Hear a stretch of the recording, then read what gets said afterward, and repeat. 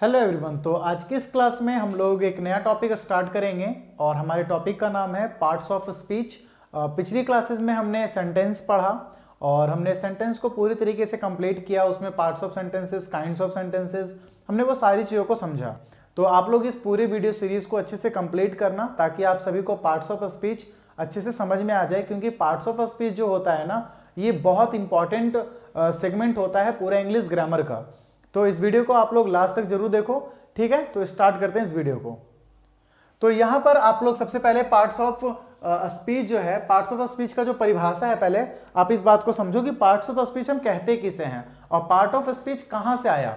तो parts of speech का मतलब होता है, देखो स्पीच मतलब वर्ड या जो हम वाक्यों को जो बोलते हैं।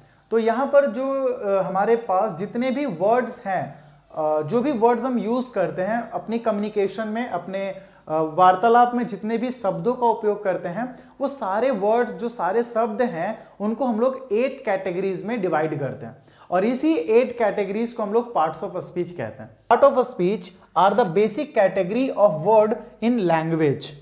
पार्ट ऑफ स्पीच क्या होता है? तो ये एक बेसिक कैटेगरी होता है, बेसिक कैटेगरी है वर्ड्स का।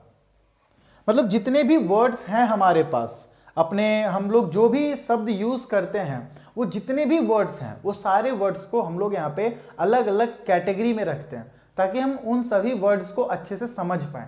देखो हमारे पास हम लोग हर दिन जितना भी शब्दों का और वाक्यों का यूज करते हैं वो अनलिमिटेड है, बहुत सारे शब्दों का यूज करते हैं। यहाँ पर अगर आप दूसरी परिभाषा को देखो तो ऑल द इंग्लिश वर्ड्स, हमारे इंग्लिश भाषा में जितने भी शब्द हैं उन सभी को डिवाइड किया गया है 8 ग्रुप्स में, 8 ग्रुप में डिवाइड किया गया है अकॉर्डिंग टू द वर्क।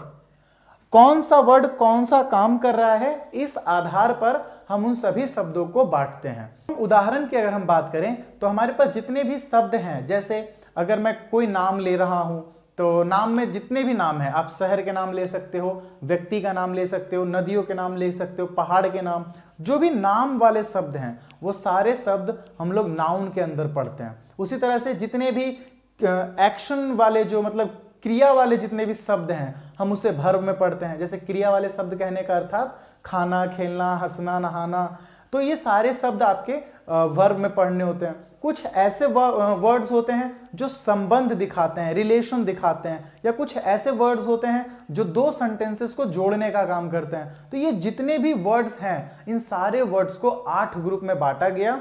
हम इन्हीं ग्रुप्स को ही पार्ट्स ऑफ स्पीच कहते हैं। तो अब उन ग्रुप्स की बात करें तो देखो सबसे पहला है नाउन।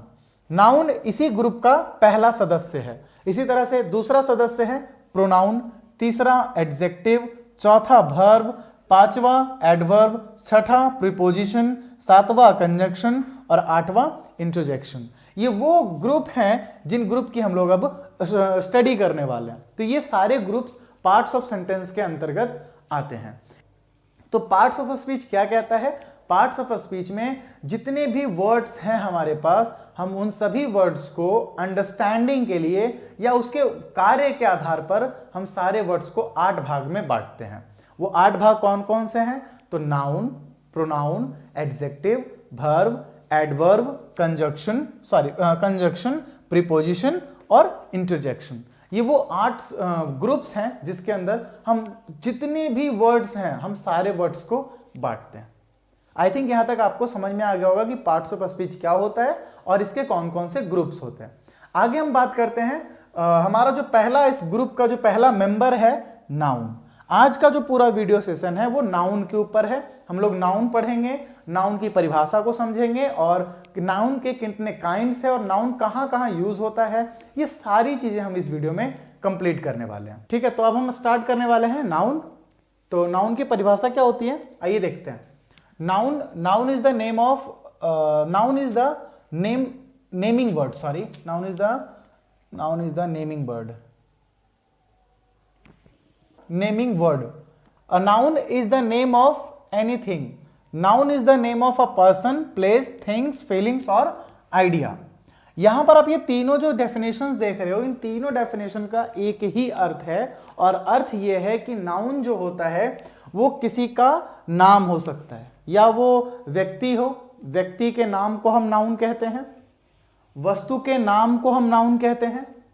फीलिंग्स, जितने भी वर्ड्स होते हैं जो फीलिंग्स को रिप्रेजेंट करते हैं, वो सारे शब्द नाउन होते हैं। तो यहां पर ये जो पहली परिभाषा है वो यही चीज बता रही है कि noun is the naming word. हम जितने भी नाम को लिखते हैं या बोलते हैं या नाम जो हम यूज करते हैं वो सारे नाम नाउन हैं। उदाहरण के लिए जैसे यहां पर आप पर्सन में देखो, पर्सन में अगर मान लो हमने लिखा राम, तो क्या ये नाउन है? हाँ बिल्कुल, ये एक नाउन है, क्योंकि यहां पर अभी हमने पढ़ा noun is the name of person. Person का मतलब होता है व्यक्ति, व्यक्ति के नाम को हम नाउन कहते हैं। स्थान के नाम को हम नाउन कहते हैं।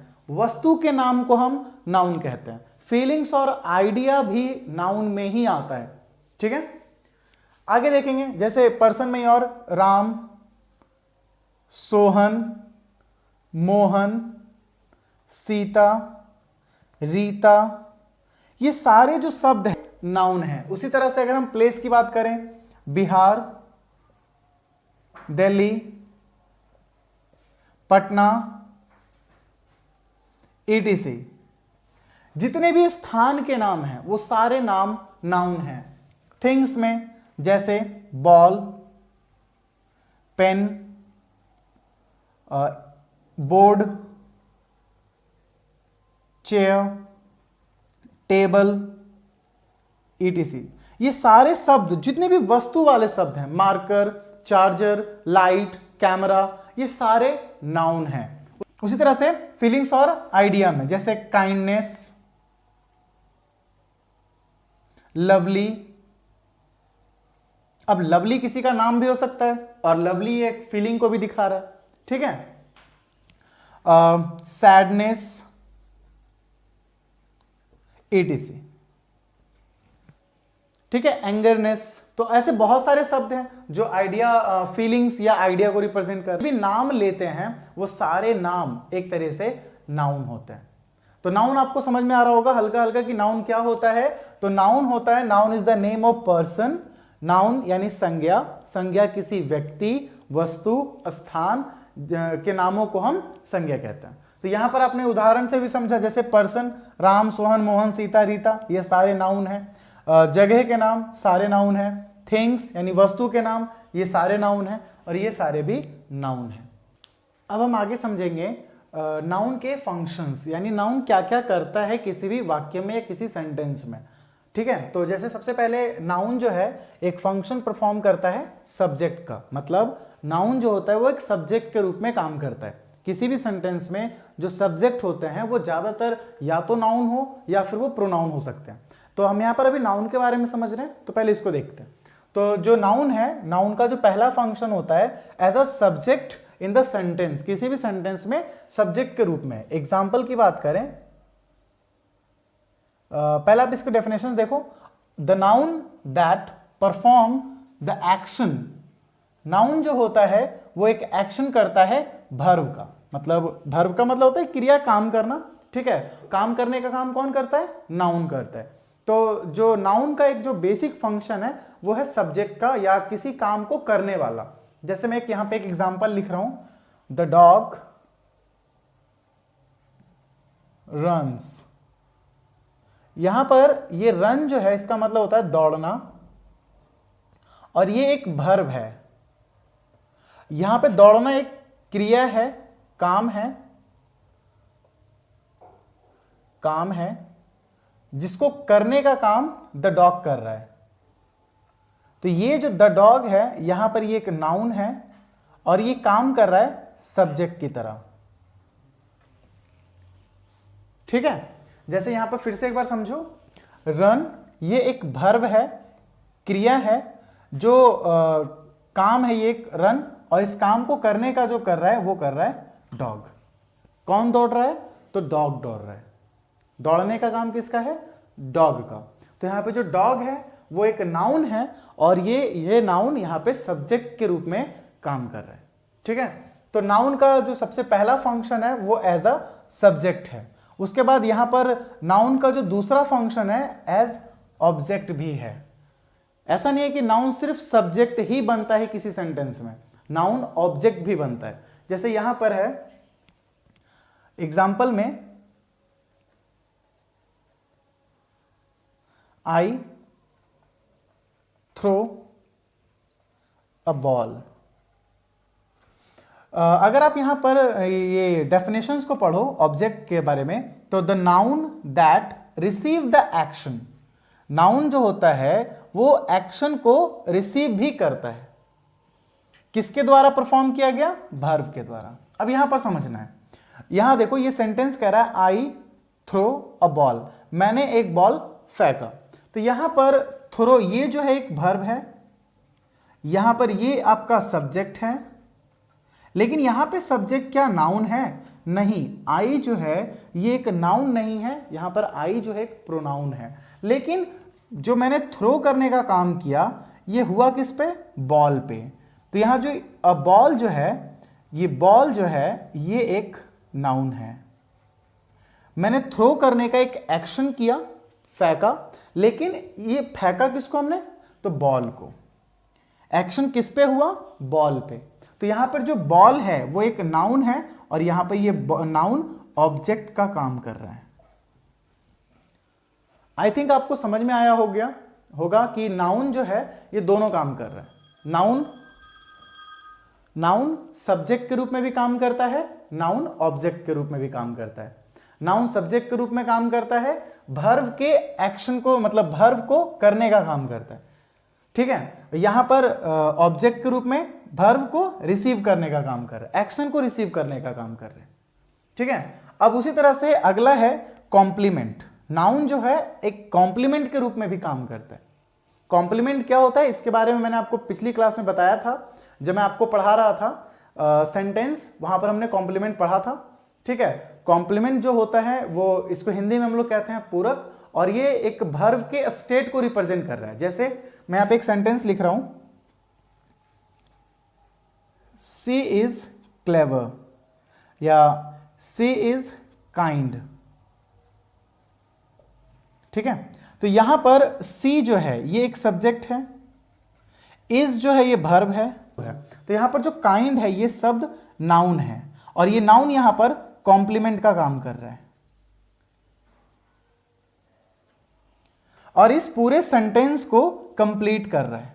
यहां पर अगर आप कॉम्प्लीमेंट की जो डेफिनेशन उसको पढ़ो, the noun that complete the meaning of a linking verb. यहां पर इस वर्ब के इस पूरे सेंटेंस को कंप्लीट करने का काम कर रहा है और इस वर्ब को भी कंप्लीट कर रहा है। यहां पर ये जो है ये वर्ब के स्टेट को रिप्रेजेंट कर रहा है कि शी इज काइंड, यानी यहां जो शी है वो कैसी है? तो काइंड है।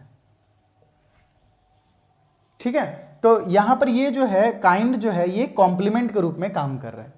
तो काइंड यहां पर नाउन है और नाउन एज अ कॉम्प्लीमेंट यहां पर यूज हो रहा है। तो यहां पर अभी हमने समझा नाउन के फंक्शंस, और हमने यहां पे नाउन के 3 फंक्शंस को पढ़ा, noun as a subject, noun as a object और noun as a complement. Subject में वर्ब के एक्शन को करना, ऑब्जेक्ट में वर्ब के एक्शन को रिसीव करना, और कॉम्प्लीमेंट में वर्ब को कंप्लीट करना, उसको उसके स्टेट को दिखाना, वर्ब के स्टेट को दिखाना। तो ये तीनों काम हमारा नाउन करता है। तो यहां पर फंक्शंस हमारा कंप्लीट हुआ। अब आगे हम पढ़ेंगे नाउन के काइंड्स के बारे में, कि नाउन कितने काइंड को, मतलब नाउन के कितने प्रकार हैं। ठीक है, अब देखो नाउन में तो बहुत सारे वर्ड्स हैं। अगर हम नाउन में, जैसे अभी हमने नाउन की डेफिनेशन पढ़ी कि noun is the naming word, या noun is the name of any person, place, things, feelings और आइडिया। तो इस धरती पर बहुत सारे शब्द हैं, हम लोग बहुत सारे वर्ड्स यूज करते हैं जो नाम है। अब इतने सारे नाम हैं, इनको हम लोग क्या सब नाम को आइडेंटिफाई कर सकते हैं? हाँ बिल्कुल, इन्हीं आइडेंटिफिकेशंस के लिए ही हम लोगों ने नाउन को 5 भागों में बांटा। अब ये 5 भाग कौन कौन से हैं, अब हम उनके बारे में बात करते हैं। ठीक है,